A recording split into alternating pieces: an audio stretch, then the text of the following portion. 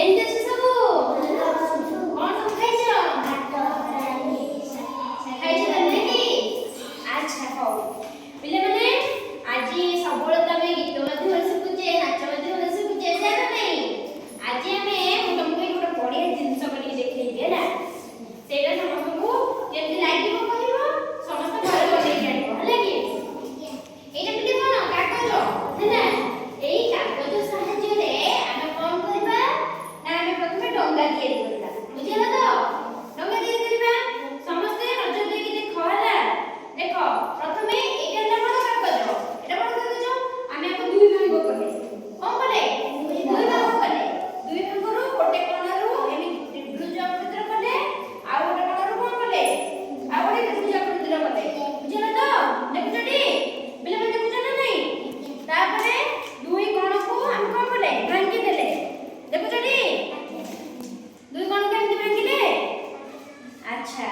ତାପରେ ଏଇଟାରୁ ପ୍ରଥମେ କେତେଟା ଜିନିଷ ହବ ସମସ୍ତେ ମନ ଦେଇକି ଦେଖ।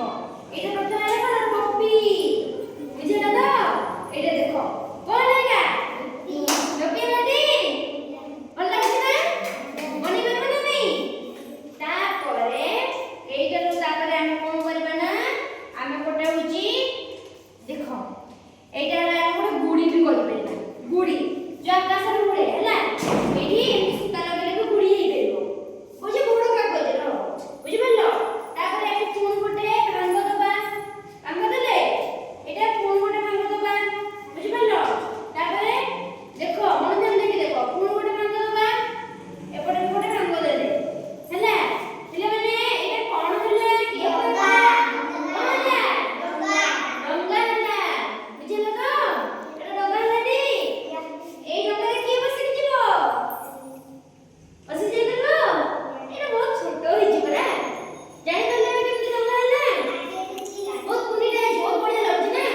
ଏଥର ନିଜେ ନିଜେ ବନେଇ ପାରିବ ନା ବନେଇ ପାରିବନି? ବନେଇ ପାରିବଟି? ଆଚ୍ଛା। ଆ ଦିହରୁ ବି ଆଉ ଗୋଟେ ବହୁତ ବଢିଆ ଜିନିଷ ହବ। ବୁଝିଲ ତ? କଣ ହବ? ଦେଖ ଆମେ କଣ କରିବା? ଏଇଟାରେ ଆମେ ଭୋଗେଇ ବି କରିପାରିବା। ବୁଝିଲ ତ? କଣ କରିପାରିବା? ଭୋଗେଇଟା କରିପାରିବା। ଦେଖ ପିଲାମାନେ ଏଇଟାକୁ ଦୁଇ ଭାଗ କରିବା। ଠିକ ଅଛି? ଏଇଟାକୁ ବି ଏପଟେ ବି ଦୁଇ ଭାଗ କରିବା। ଏମିତି ଏମିତି ଦୁଇ ଭାଗ କରିବା। ସମସ୍ତେ ନଜର ଦଉଥାଅ। ଘରେ ଖାଲି ବନେଇକି ଆଣିବ। ଡ୍ୟାନ୍ସ ଦିଆହବ ହେଲା। ବୁଝିଲ ତ? ହେଇଛି। ଦେଖ ପିଲାମାନେ ଦେଖ ଦେଖ ନଜର ଦେଇକି ଦେଖ। ହେଇଛି। ପିଲାମାନେ ଏଇଟା